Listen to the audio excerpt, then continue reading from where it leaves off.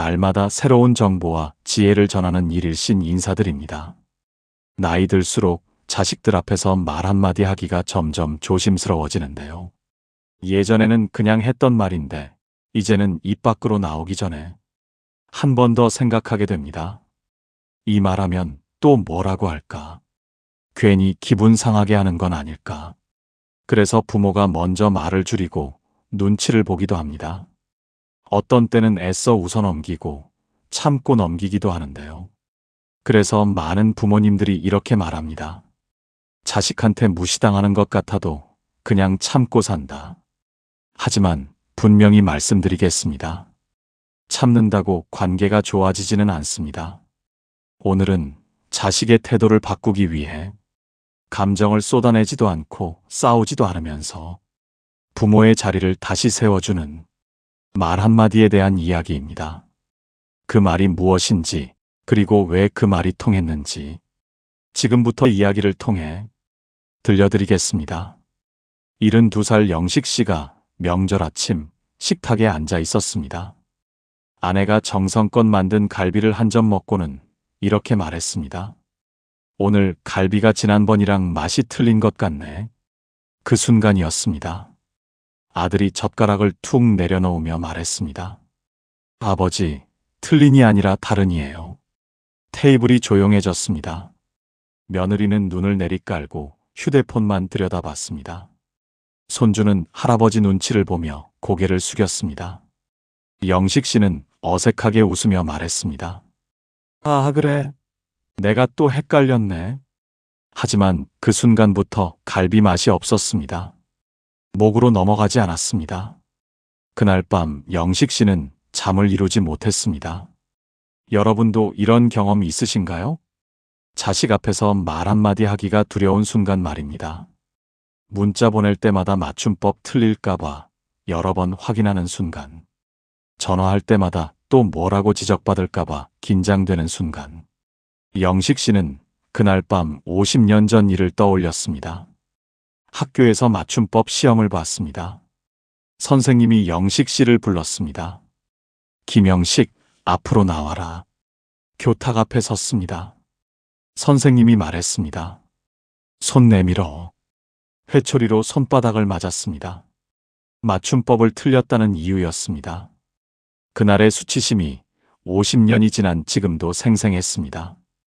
그런데 이제는 아들한테 똑같은 수치심을 느낍니다. 가족들 앞에서 말입니다. 여러분, 이게 우리가 바랐던 노후일까요?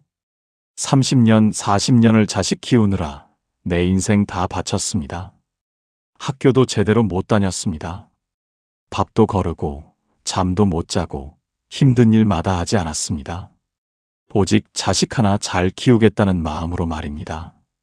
영식 씨도 그랬습니다. 12살 때부터 일을 시작했습니다.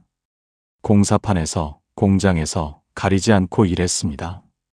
아들을 명문대학에 보냈습니다. 등록금이 부족하면 빚을 내서라도 냈습니다.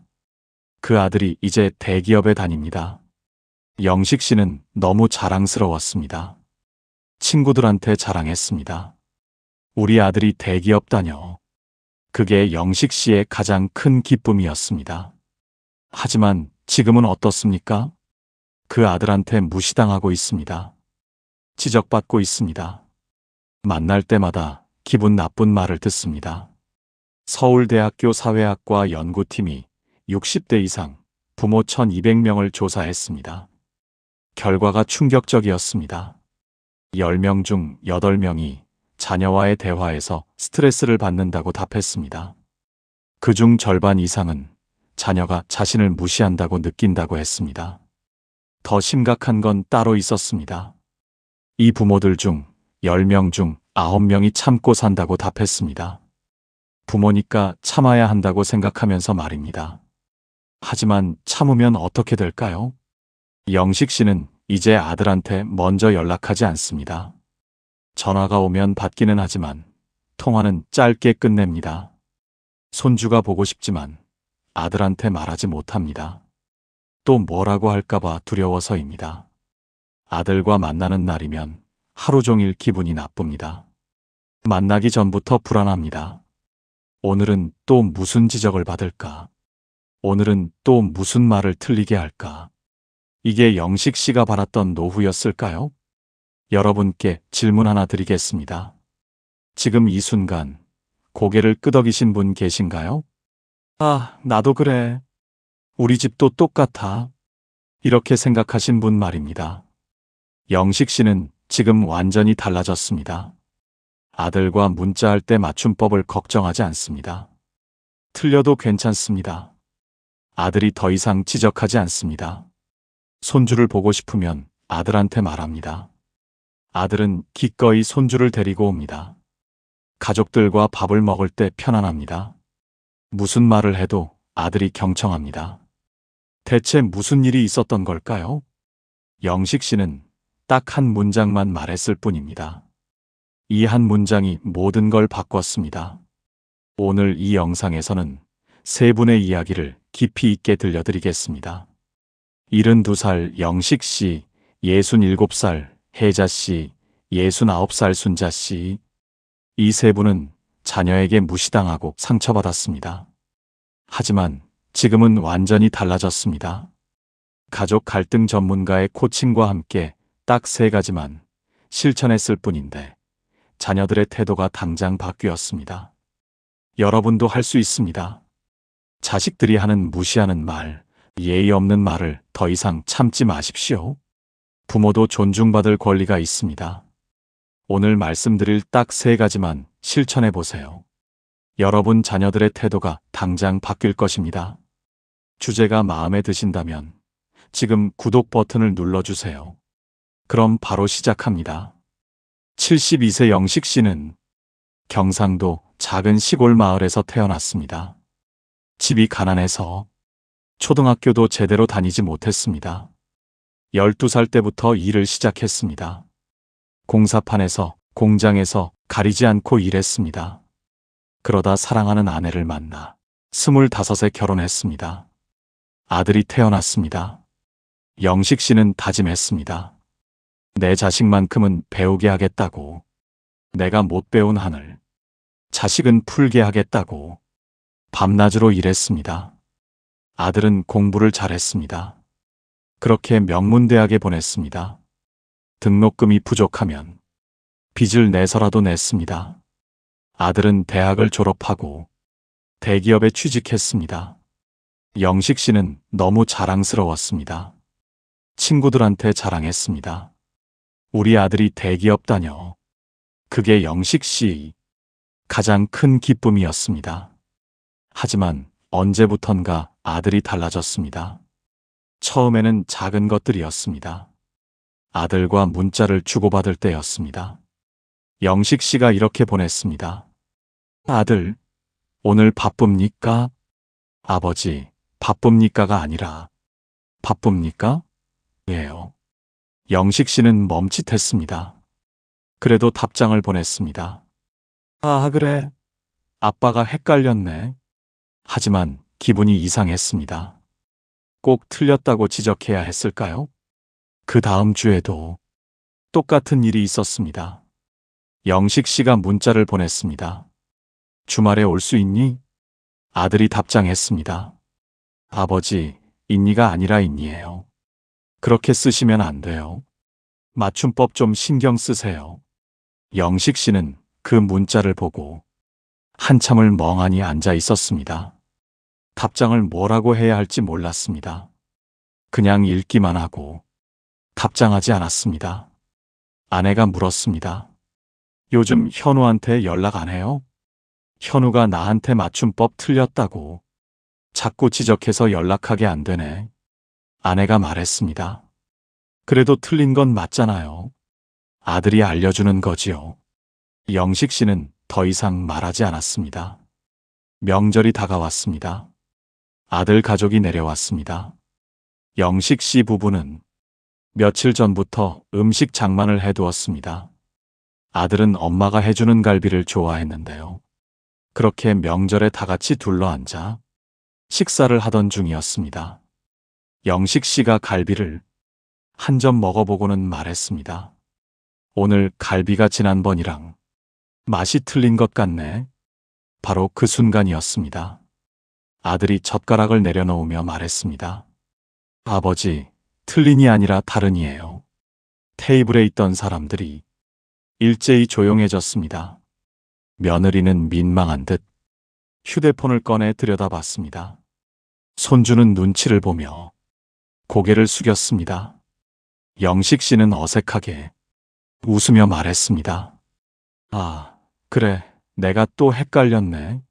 하지만 그 순간부터 갈비 맛이 없었습니다. 억지로 몇 점 더 먹었지만 목으로 넘어가지 않았습니다. 다들 어색하게 식사를 마쳤습니다. 그날 밤 아내가 말했습니다. 현우가 오늘 좀 너무했죠? 가족들 앞에서 아버지 체면도 생각해야지요. 영식 씨는 아무 말도 하지 않았습니다. 그날 밤 잠이 오지 않았습니다. 50년 전 일이 떠올랐습니다. 학교에서 맞춤법 시험을 봤습니다. 선생님이 영식 씨를 불렀습니다. 김영식, 앞으로 나와라. 교탁 앞에 섰습니다. 선생님이 말했습니다. 손 내밀어. 회초리로 손바닥을 맞았습니다. 맞춤법을 틀렸다는 이유였습니다. 그날의 수치심이 50년이 지난 지금도 생생했습니다. 그런데 이제는 아들한테 똑같은 수치심을 느낍니다. 며칠 후였습니다. 아들이 집에 들렀습니다. 영식 씨는 신경 써서 새로 산 바지를 입고 나왔습니다. 아들이 영식 씨를 보더니 말했습니다. 아버지, 옷이 맨날 그것밖에 없으세요? 영식 씨는 속으로 생각했습니다. 이게 새 옷인데. 하지만 말하지 않았습니다. 그냥 웃으며 말했습니다. 아빠가 이게 편해서. 아들이 한숨을 쉬었습니다. 아버지, 나가실 때 좀 더 신경 쓰세요. 제가 옷 좀 사드려요? 영식 씨가 말했습니다. 아니야, 괜찮아. 하지만 전혀 괜찮지 않았습니다. 점심을 먹으면서도 지적은 계속됐습니다. 영식 씨가 텔레비전 소리를 키웠습니다. 귀가 잘 안 들려서였습니다. 아들이 말했습니다. 아버지, 텔레비전 소리 너무 큰 거 아니에요? 영식 씨가 밥을 먹는데 조금 흘렸습니다. 나이가 들어 손이 떨리는 것이었습니다. 아들이 말했습니다. 아버지, 요즘 왜 이렇게 흘리고 드세요? 영식 씨는 더 이상 밥맛이 없었습니다. 아들이 돌아간 후 영식 씨는 아내에게 말했습니다. 현우가 나를 너무 무시하는 것 같아. 아내가 말했습니다. 아들이 왜 아버지를 무시하겠어요? 아버지가 걱정돼서 그러는 거지요. 영식 씨는 더 이상 말하지 않았습니다. 그날 이후로 영식 씨는 아들한테 먼저 연락하지 않았습니다. 전화가 오면 받기는 했지만 통화는 짧게 끝났습니다. 문자를 보낼 때는 맞춤법을 여러 번 확인했습니다. 그래도 틀릴까봐 무서웠습니다. 손주가 보고 싶었습니다. 하지만 아들한테 말하지 못했습니다. 또 뭐라고 할까봐 무서웠습니다. 아들과 만나는 날이면 하루 종일 기분이 나빴습니다. 만나기 전부터 불안했습니다. 오늘은 또 무슨 지적을 받을까? 오늘은 또 무슨 말을 틀리게 할까? 이게 영식 씨가 바랐던 노후였을까요? 평생 아들을 위해 살았습니다. 내가 못 먹어도, 내가 못 입어도 아들만큼은 잘 먹이고 잘 입히려고 애썼습니다. 대학 보내려고 빚까지 냈습니다. 그런데 이제 그 아들한테 무시당하고 있습니다. 영식 씨, 잘못 없습니다. 맞춤법을 틀리는 게 큰 문제일까요? 이 방송을 듣고 계신 여러분, 여러분도 잘못 없습니다. 평생 자식 위해 일하느라 배울 시간이 없었던 겁니다. 책 읽을 시간이 없었던 겁니다.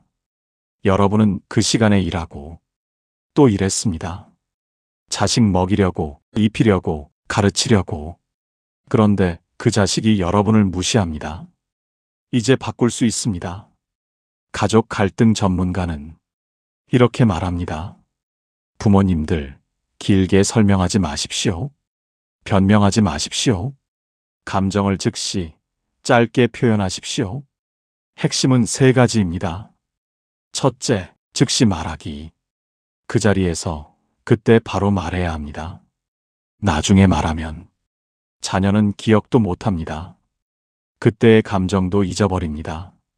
둘째, 한 문장으로 그런 말 듣기 불편해. 그렇게 말하니까 기분 나빠. 이것만으로 충분합니다. 길게 설명할 필요 없습니다. 셋째, 변명하지 않기. 아빠가 배우질 못해서 이렇게 말하면 안 됩니다. 그 말투는 아빠 기분 나쁘다.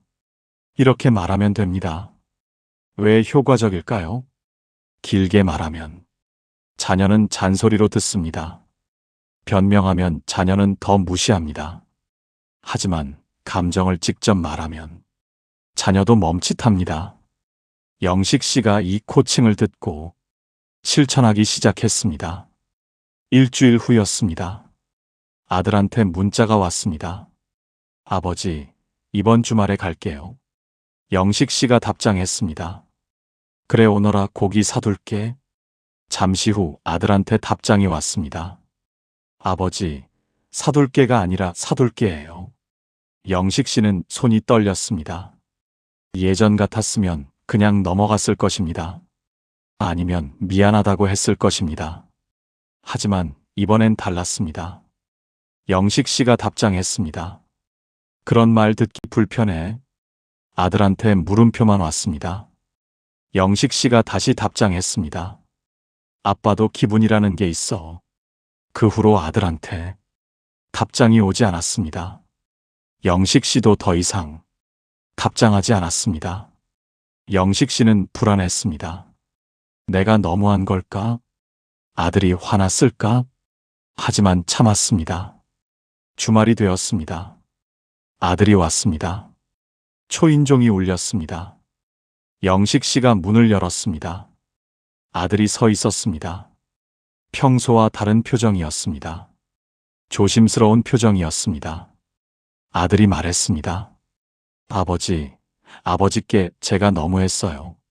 영식 씨는 아무 말도 하지 않았습니다. 아들이 계속 말했습니다. 문자 보고 생각해 봤어요. 제가 아버지한테 맨날 지적만 했던 것 같아요. 아버지 기분은 생각 안 하고 정말 죄송해요. 영식 씨의 눈시울이 뜨거워졌습니다. 앞으로 조심할게요. 저는 아버지가 제일 멋진 아버지예요. 영식 씨가 말했습니다. 알았다. 그렇게 말해주니 고맙구나. 그날 점심을 함께 먹었습니다. 아들은 영식 씨의 말을 경청했습니다. 지적하지 않았습니다. 영식 씨가 무슨 말을 해도 고개를 끄덕이며 들어주었습니다. 한 달이 지났습니다. 온 가족이 식사를 하다가 영식 씨는 말했습니다. 된장찌개 맛이 오늘은 좀 다르네. 며느리가 끓였나? 맞는 표현으로 말했습니다. 아들이 웃으며 말했습니다. 맞아요, 아버지. 오늘 더 맛있는 것 같아요. 며느리도 웃으며 대화에 동참했습니다. 손주가 할아버지 손을 잡았습니다. 그날 가족이 함께한 식사는 정말 맛있었습니다. 석 달이 지났습니다. 아들이 먼저 전화했습니다. 아버지, 요즘 어떻게 지내세요? 영식 씨가 말했습니다. 응, 친구들이랑 바둑 두고 그래. 아들이 말했습니다. 아, 그러세요? 좋으시겠어요. 건강 조심하세요. 예전 같으면 아들은 이렇게 말했을 것입니다. 아버지, 바둑만 두지 마시고 운동 좀 하세요. 하지만 이제는 다릅니다. 통화를 끝내기 전에 아들이 말했습니다. 아버지, 그동안 제가 많이 버릇없었죠? 회사에서 스트레스 받은 걸 괜히 아버지한테 푼 것 같아요. 정말 죄송해요. 앞으로 잘할게요. 영식 씨가 말했습니다. 알았어. 이제 조심하면 돼. 전화를 끊고 영식 씨는 한참을 앉아 있었습니다. 영식 씨는 이제 이렇게 말합니다. 이제 카톡 보낼 때 행복합니다. 맞춤법 틀려도 괜찮습니다. 아들이 더 이상 지적하지 않더라고요. 그리고 알았습니다. 내가 참는 게 사랑이 아니었구나. 영식 씨는 이 말, 딱 한 문장만 말했을 뿐이었습니다. 그런 말 듣기 불편해. 그것만으로 충분했습니다. 이제 두 번째 이야기입니다. 67세 혜자 씨의 이야기인데요. 혜자 씨는 평생 시장에서 장사를 했습니다. 20살에 시장 한 귀퉁이에서 채소 장사를 시작했습니다. 새벽 4시에 일어나 도매시장에 갔습니다. 채소를 떼어다가 손님들한테 팔았습니다. 비가 와도 눈이 와도 아파도 시장에 나갔습니다. 딸을 키워야 했습니다. 딸은 엄마가 일하는 동안 혼자 밥을 먹고 혼자 학교에 갔습니다. 혜자 씨는 딸한테 미안했습니다. 다른 엄마들처럼 학교, 행사에 가주지 못했습니다. 다른 엄마들처럼 매일 저녁 밥을 차려주지 못했습니다. 하지만 딸은 잘 자랐습니다. 공부도 잘했습니다. 대학을 졸업하고 좋은 회사에 취직했습니다. 결혼도 했습니다. 손주도 낳았습니다. 혜자 씨는 1년 전에 장사를 그만뒀습니다. 이제 좀 쉬고 싶었습니다. 평생 일만 했으니까. 하지만 집에 혼자 있으니 적적했습니다. 딸이랑 자주 통화하고 싶었습니다. 딸의 목소리를 듣고 싶었습니다. 혜자 씨는 핸드폰은 쓸 줄 압니다. 전화하고 문자 보내는 건 할 수 있습니다. 하지만 앱은 어렵습니다. 아무리 배워도 자꾸 잊어버립니다. 석 달 전이었습니다. 딸이 집에 왔습니다. 혜자 씨가 말했습니다. 정연아, 마트 갈 건데 뭐 필요한 거 있어? 엄마, 이제 무겁게 마트 가서 사오지 마요. 쿠팡에서 주문하면 내일 바로 와요. 딸이 혜자 씨의 핸드폰에 쿠팡 앱을 깔아줬습니다. 사용법을 알려줬습니다. 여기 누르고 여기 검색하고 여기서 결제하면 돼요. 쉽죠? 그런데 이거 너무 복잡한데? 아니에요. 쉬워요. 한두 번 하면 금방 익숙해져요. 며칠 후였습니다. 혜자 씨가 장을 봐야 했습니다. 쿠팡으로 주문해 보려고 했습니다. 앱을 열었습니다. 그런데 어디서부터 시작해야 할지 모르겠습니다. 혜자 씨가 딸 정현 씨한테 전화했습니다. 정현아, 쿠팡에서 어떻게 주문하는 거였지? 딸이 한숨을 쉬었습니다. 전화기 너머로 들렸습니다. 엄마, 지난번에도 알려드렸잖아요. 알려줬는데 또 까먹었네. 미안해. 메모를 하시든가요? 매번 물어보시면 저도 곤란해요. 저도 회사에서 일하는 중이에요. 그래, 알았어. 미안해. 전화를 끊었습니다. 혜자 씨는 한참을 앉아 있었습니다. 그리고 그냥 마트에 갔습니다. 한 달이 지났습니다. 혜자 씨가 친구 경숙이를 만났습니다. 카페에서 커피를 마시며 얘기를 나눴습니다. 경숙이가 말했습니다. 나 요즘 은행 어플 쓰는데 편하더라. 은행 안 가도 되고 집에서 바로 이체할 수 있어. 어떻게 하는 건데? 아들이 알려줬어. 너도 딸한테 해달라고 해봐. 집에 돌아온 혜자 씨는 한참을 고민했습니다. 딸한테 또 부탁해야 하나?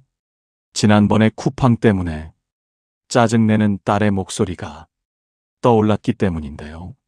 얼마 전 개모임에서 갯돈을 탄 혜자 씨는 손주한테 용돈을 조금 보내주고 싶었습니다.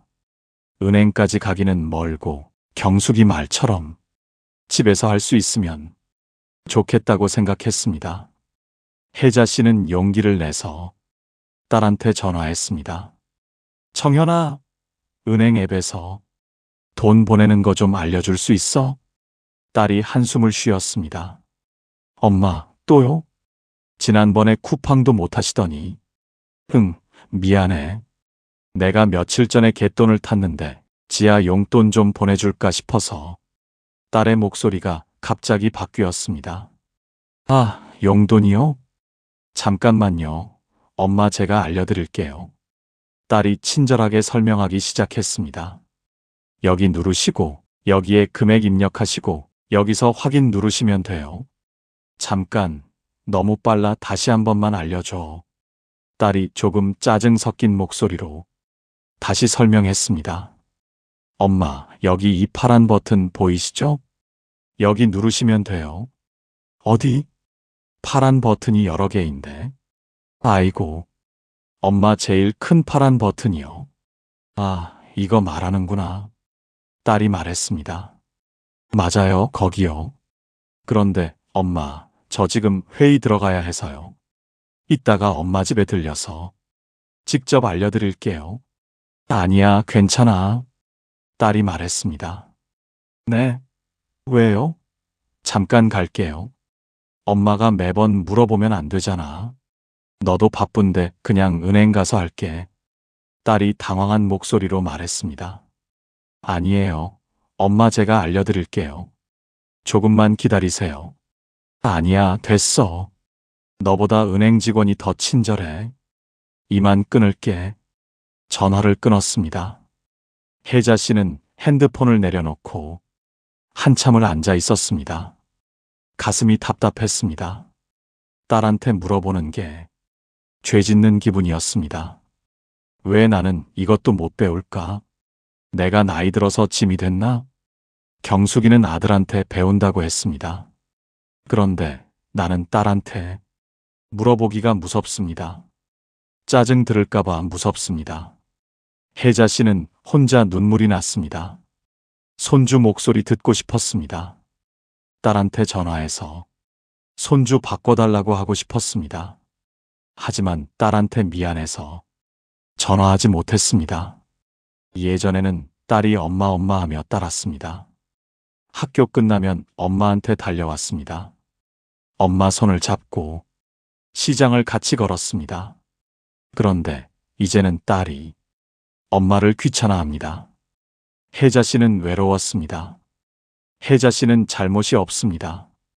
빠르게 변하는 디지털 익히는 것이 어려운 게 당연합니다. 여러분은 새로운 걸 배우려고 노력하는 겁니다. 60대, 70대의 스마트폰 배우는 게 얼마나 대단한 일인지 아십니까? 여러분은 이미 충분히 잘하고 계십니다. 자녀들이 귀찮아하는 게 문제입니다. 이제 바꿀 수 있습니다. 가족 갈등 전문가는 이렇게 말합니다. 부모님들, 말로 맞받아치지 마십시오. 조용히 행동으로 보여주십시오. 핵심은 3가지입니다. 첫째, 말로 싸우지 않기. 너는 완벽하냐? 이렇게 말하면 안 됩니다.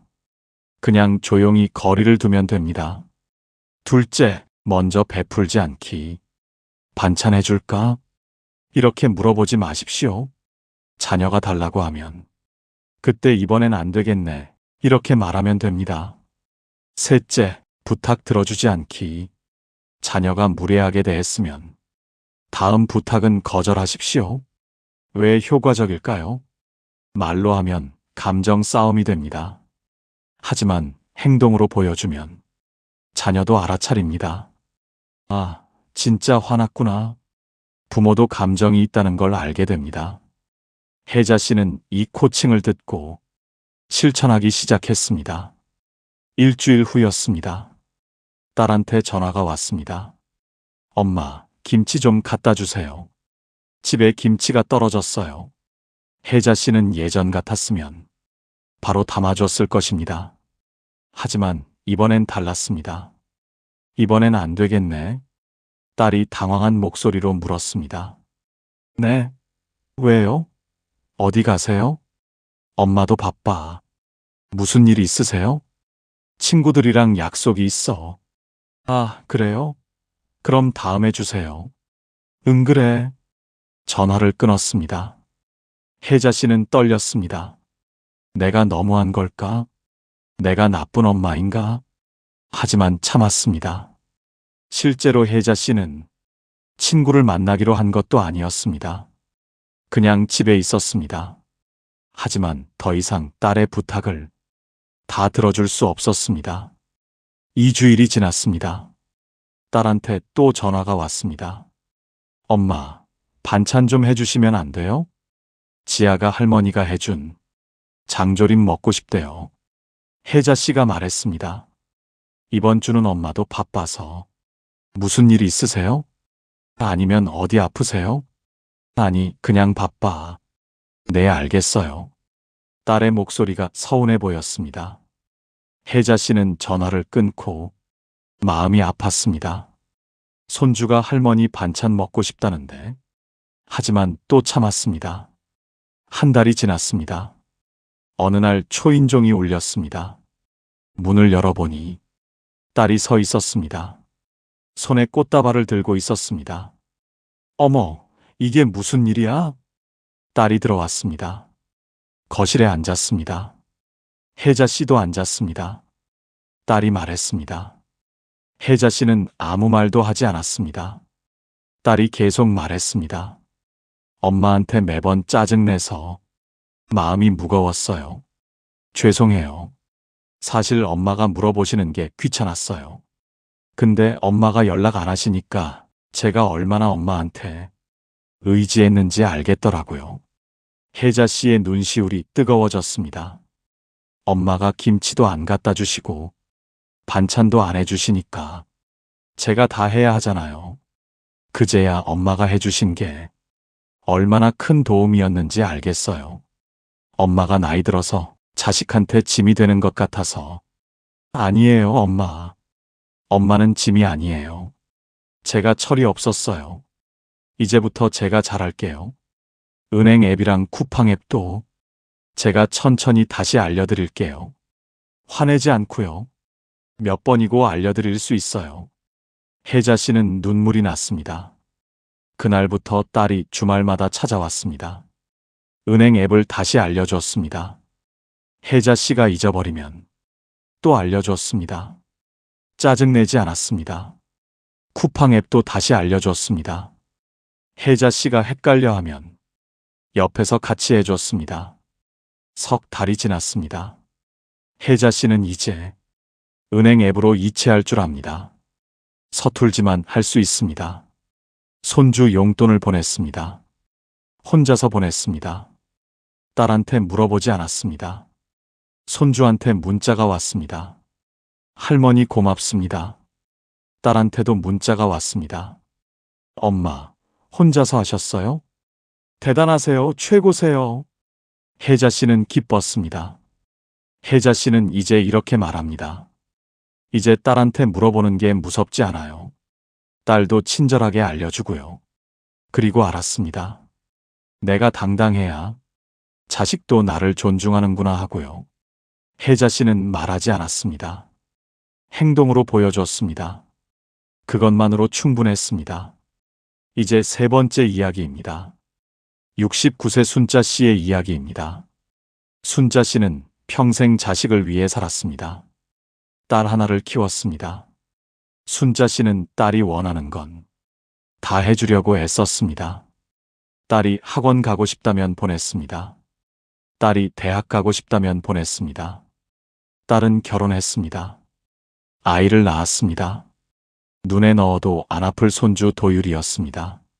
그런데 순자 씨도 곧 70이 됩니다. 이제 좀 쉬고 싶었습니다. 친구들이랑 놀러 다니고 싶었습니다. 여행도 가고 싶었습니다. 평생 일만 했으니까요. 하지만 딸의 부탁은 계속됐습니다. 어느 날 딸한테 전화가 왔습니다. 엄마, 내일 도율이 좀 봐주세요. 순자 씨는 내일 허리 치료받으러 가기로 했습니다. 병원 예약도 해뒀습니다. 순자 씨가 말했습니다. 선영아, 엄마 내일 병원 가야 해서. 엄마, 저 진짜 급한데요. 중요한 회의 있어요. 병원은 다음에 가시면 안 돼요? 나도 지금 허리가 많이 아파서. 엄마, 하루만이요. 제발요. 저 이 회의 놓치면 진짜 큰일 나요. 순자 씨는 한숨을 쉬었습니다. 그래, 알았어. 병원 예약을 취소했습니다. 다음 날 순자 씨는 딸 집으로 갔습니다. 손주를 봤습니다. 도율이는 항상 다정하기만 한 할머니의 말을 잘 듣지 않습니다. 온종일 집안을 뛰어다녔습니다. 순자 씨는 집을 치우느라 허리가 더 아팠습니다. 저녁이 돼서야 딸이 돌아왔습니다. 엄마, 고마워요. 회의 잘 끝났어요. 순자 씨가 말했습니다. 그래, 다행이네. 엄마는 갈게. 집에 돌아온 순자 씨는 소파에 누웠습니다. 허리가 너무 아팠습니다. 일주일 후였습니다. 친구 미숙이랑 카페에서 만나기로 했습니다. 오랜만에 만나는 친구였습니다. 카페에 앉아 수다를 떨고 있었습니다. 그때 딸한테 전화가 왔습니다. 엄마, 지금 어디세요? 응, 친구랑 커피 마시고 있어. 엄마, 미안한데. 지금 우리 집 좀 와주실 수 있어요? 왜? 무슨 일 있어? 반찬해야 하는데 시간이 없어요. 도율이 먹을 게 하나도 없어요. 엄마가 좀 해주고 가시면 안 돼요? 지금 엄마 친구랑 커피 마시고 있는데 급해요. 장도 안 봐서 도율이 학교에서 오면 먹을 게 하나도 없다고요. 제발요. 순자 씨는 친구를 봤습니다. 미숙이가 괜찮다는 듯이 고개를 끄덕였습니다. 순자 씨가 말했습니다. 알았어, 갈게. 전화를 끊고 미숙이한테 말했습니다. 미안해. 나 먼저 가봐야겠어. 미숙이가 말했습니다. 또 딸네 집에 가는 거야? 순자 씨가 미안한 표정으로 말했습니다. 응, 반찬 좀 해달래. 너 딸한테 너무 잘해주는 거 아냐? 자기 집 반찬은 자기가 해야지. 그래도 바쁘다는데 어떡하겠어. 순자 씨는 헐레벌떡 딸네 집으로 갔습니다. 부엌에서 반찬을 5가지 만들었습니다. 3시간이 걸렸습니다. 다리도 아프고 허리도 아팠습니다. 저녁 때 딸이 돌아왔습니다. 엄마, 고마워요. 잘 먹을게요. 순자 씨는 집으로 돌아왔습니다. 너무 피곤했습니다. 한 달 후였습니다. 개모임이 있었습니다. 개모임에서 친구들이 강원도 여행을 가기로 했습니다. 1박 2일 여행이었습니다. 순자 씨는 너무 기대됐습니다. 평생 여행다운 여행을 가본 적이 없었습니다. 친구들이랑 가는 첫 여행이었습니다. 출발 3일 전이었습니다. 딸한테 전화가 왔습니다. 엄마, 도율이가 감기 걸렸어요. 어쩐다니 많이 아파? 열이 좀 있어요. 병원 데려가야 하는데 저는 내일 중요한 프레젠테이션이 있어서요. 엄마가 와서 좀 봐주세요. 내일 하루만요. 근데 나는 모레 여행 가기로 했는데. 엄마, 도율이가 아픈데 여행이 중요해요? 순자 씨는 용기를 내서 말했습니다. 회사에 연차 내면 안 되니? 하루만 내면 되잖아. 여름에 연차 써서 발리 다녀왔잖아요. 그때 많이 써서 이제 몇 개 안 남았어요. 쓸 수는 있는 거잖아. 네가 하루 쉬어. 아니면 김서방이 쉬어도 되잖니? 딸이 짜증 섞인 목소리로 말했습니다. 엄마는 이해해 주실 줄 알았는데. 손주가 아픈데 꼭 그렇게 말씀하셔야 돼요? 알았어. 전화를 끊었습니다. 순자 씨는 개모임 단체 채팅방에 문자를 보냈습니다. 미안해, 나 못 갈 것 같아. 친구들한테 답장이 왔습니다. 왜? 무슨 일 있어? 또 딸 때문이야? 순자 씨는 답장하지 못했습니다. 여행 가는 날이었습니다. 친구들은 강원도로 떠났습니다. 순자 씨는 딸 집에서 손주를 봤습니다. 손주는 이미 많이 나아 있었습니다. 감기였을 뿐이었습니다. 열도 거의 없었습니다. 저녁 때 딸이 돌아왔습니다. 엄마, 고생하셨어요. 프레젠테이션 잘 끝났어요. 순자 씨는 아무 말도 하지 않았습니다. 집으로 돌아왔습니다. 텔레비전을 켰습니다. 친구들은 지금 강원도 어디쯤에 있을까요? 맛있는 거 먹고 있을까요? 예쁜 풍경 보고 있을까요? 순자 씨는 눈물이 났습니다. 다음 날 딸한테 문자가 왔습니다. 엄마, 다음 주에 반찬 좀 해주세요. 도율이 입맛에 맞는 것만 몇 가지 해주세요. 순자 씨는 문자를 보고 한참을 앉아 있었습니다.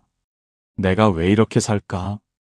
딸은 해외여행 가는데 나는 강원도도 못 가나? 내 인생은 언제 사는 거지? 순자 씨는 서러웠습니다. 순자 씨, 잘못 없습니다. 평생 희생하셨습니다. 이 방송을 듣고 계신 여러분도 이제 거절할 권리가 있습니다. 여러분은 30년, 40년을 자녀 위에 사셨습니다. 밥도 제대로 못 먹고, 잠도 제대로 못 자고, 자녀를 키우셨습니다. 이제 여러분 차례입니다. 여행 가고 싶으면 가세요. 친구 만나고 싶으면 만나세요. 쉬고 싶으면 쉬세요. 그게 나쁜 부모가 아닙니다. 이제 바꿀 수 있습니다. 가족 갈등 전문가는 이렇게 말합니다. 부모님들, 가장 중요한 건 마음입니다. 행동하기 전에 마음을 바꾸십시오. 핵심은 4가지입니다. 첫째, 나는 나쁜 부모 아니다. 거절해도 나쁜 부모 아닙니다. 화내도 나쁜 부모 아닙니다. 거리둬도 나쁜 부모 아닙니다. 둘째, 거절해도 괜찮다. 자녀의 부탁을 안 들어줘도 됩니다. 내 일정이 우선입니다. 내 건강이 우선입니다. 셋째, 자녀가 섭섭해도 괜찮다. 자녀가 서운해할 수 있습니다. 그래도 괜찮습니다. 자녀도 어른입니다. 이해할 것입니다. 넷째, 희생이 사랑 아니다. 무조건적 희생은 자녀를 망칩니다. 존중하는 관계가 진짜 사랑입니다. 당당한 부모가 좋은 부모입니다. 왜 마음이 중요할까요? 마음이 안 바뀌면 다시 참게 됩니다. 죄책감이 들면 다시 들어주게 됩니다. 하지만 마음이 바뀌면 행동도 바뀝니다. 전문가는 마지막으로 이렇게 말합니다. 부모님들, 여러분은 자녀 인생의 조연이 아닙니다. 여러분 인생의 주인공입니다. 순자 씨는 이 코칭을 듣고 결심했습니다. 다음 날 순자 씨는 거울을 봤습니다. 주름진 얼굴이 보였습니다. 평생 자식 위에 산 얼굴이었습니다. 순자 씨는 스스로에게 말했습니다. 이제 내 인생 살자. 일주일 후였습니다. 딸한테 전화가 왔습니다. 엄마, 이번 주말에 도율이 좀 봐주세요. 순자 씨는 심호흡을 했습니다. 이번 주말은 안 되겠다. 딸이 놀란 목소리로 물었습니다. 네? 왜요? 어디 가세요? 순자 씨가 말했습니다. 응, 친구들이랑 만나기로 했어. 딸이 말했습니다. 엄마, 저 정말 급한데요. 친구 만나는 거 다음에 하시면 안 돼요? 순자 씨가 말했습니다. 미안해, 이번엔 안 돼. 엄마가 이러시면 저 어떡해요? 도유리를 어디에 맡겨요? 너도 방법을 찾아봐. 엄마만 방법이 아니야. 전화를 끊었습니다. 순자 씨는 떨렸습니다. 내가 너무한 걸까? 내가 나쁜 엄마인가? 하지만 이번엔 참지 않았습니다. 다음 날 딸한테 전화가 왔습니다. 엄마, 어제 왜 그러셨어요? 엄마도 엄마 인생이 있어. 무슨 말씀이세요? 순자 씨가 말했습니다. 엄마가 지난번에 강원도 여행 못 갔잖아. 도율이 봐주느라. 그때 얼마나 속상했는지 알아? 딸이 아무 말도 하지 않았습니다. 순자 씨가 계속 말했습니다. 엄마도 친구들이랑 놀고 싶어. 여행도 가고 싶고. 평생 일만 했으니까 이제 좀 쉬고 싶어. 듣고 있던 딸이 조용히 말했습니다. 엄마가 그렇게 힘드신 줄 몰랐어요. 엄마도 사람이야. 피곤하기도 하고 아프기도 해. 그런데 너는 엄마는 언제나 괜찮을 거라고 생각하잖아. 엄마 죄송해요. 앞으로는 미리 물어봐. 엄마가 가능한지. 엄마도 일정이 있어. 네, 알겠어요. 일주일이 지났습니다. 딸한테 전화가 왔습니다. 엄마, 다음 주 화요일에 시간 괜찮으세요? 순자 씨가 말했습니다. 왜? 도율이 좀 봐주실 수 있을까 해서요. 근데 엄마 일정 있으시면 괜찮아요. 화요일?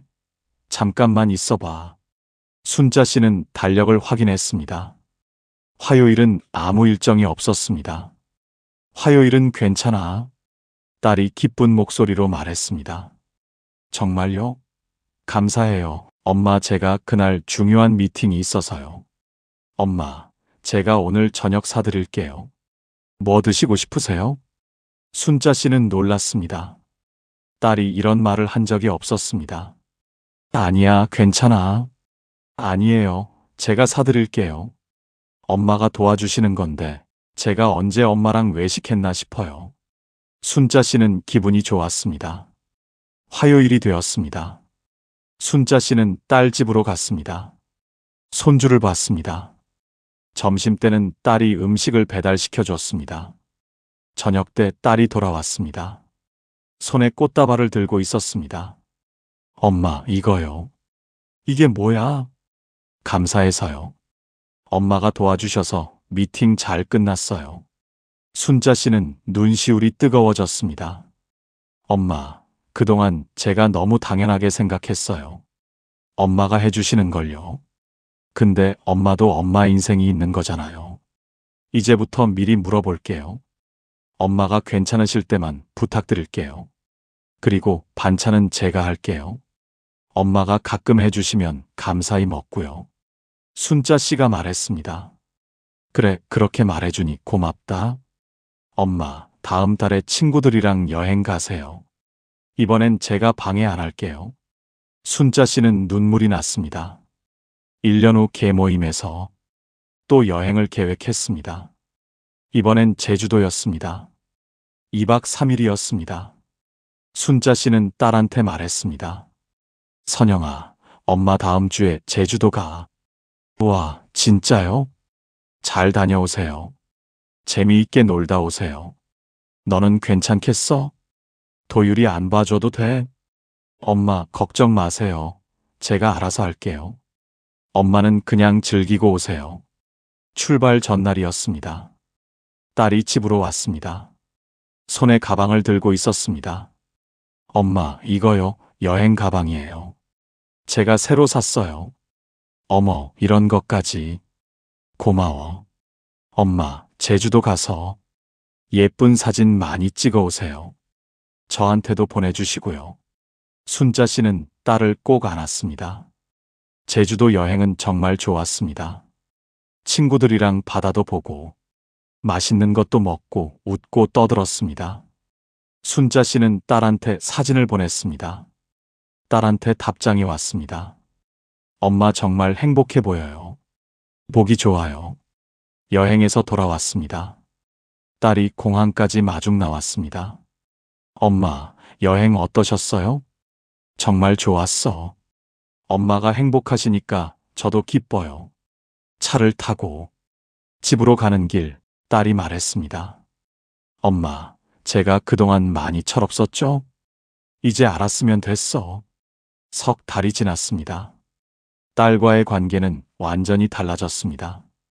딸은 이제 먼저 물어봅니다. 엄마 시간 괜찮으세요?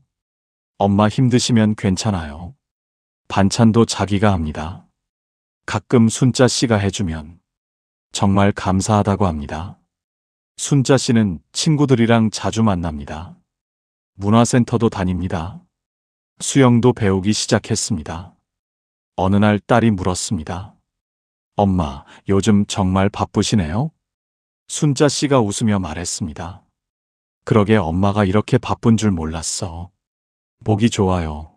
엄마 얼굴이 행복해 보여요. 순자 씨는 이제 이렇게 말합니다. 이제 나는 내 인생의 주인공이에요. 딸의 조연이 아닙니다. 그리고 알았습니다.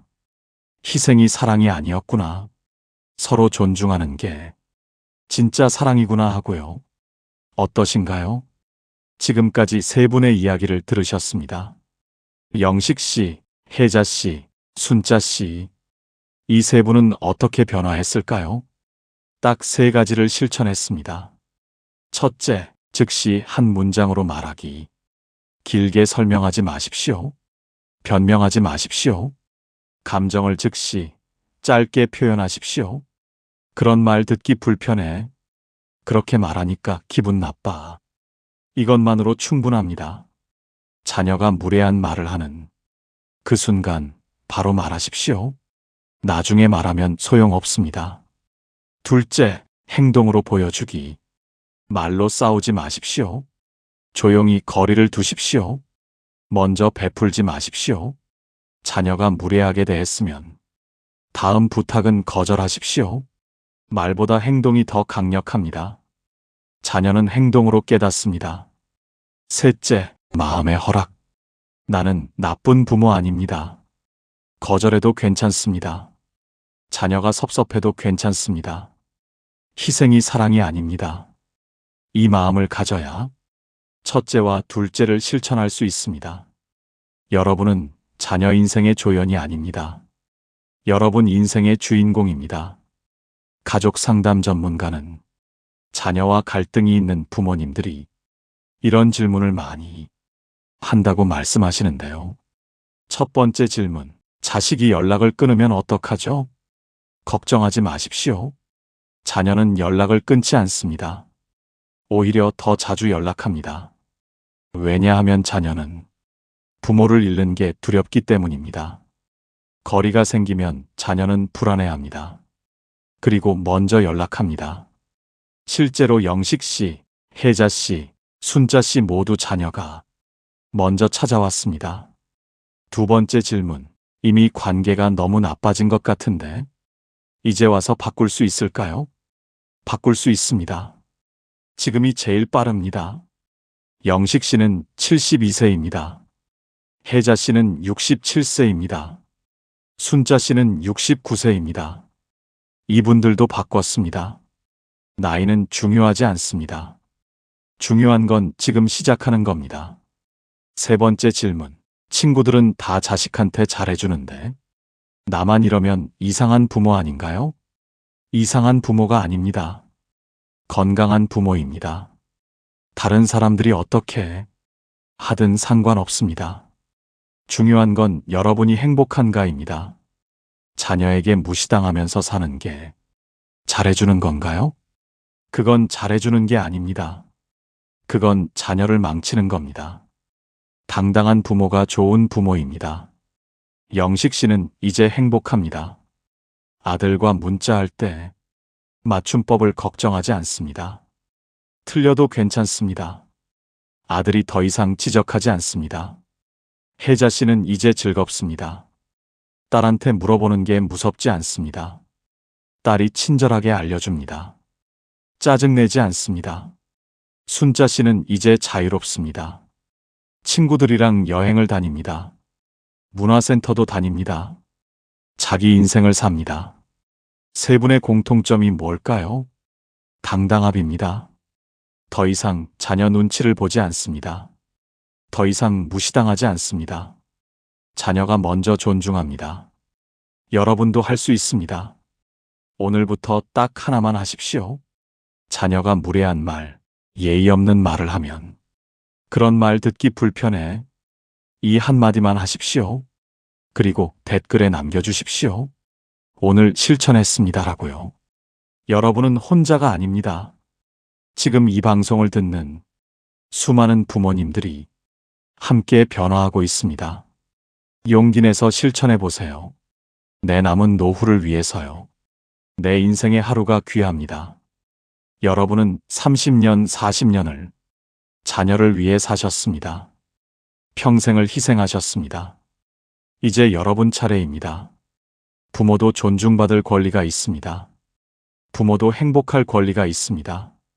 부모도 자기 인생을 살 권리가 있습니다. 당신은 나쁜 부모가 아닙니다. 당신은 좋은 부모입니다.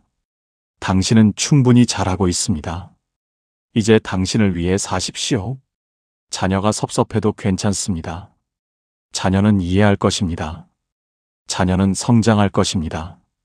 그리고 자녀는 여러분을 더 존중할 것입니다. 영식 씨가 마지막으로 하신 말씀을 전해드립니다. 이제 알았습니다. 내가 당당해야 아들도 나를 존중하는구나. 내가 행복해야 아들도 행복하구나.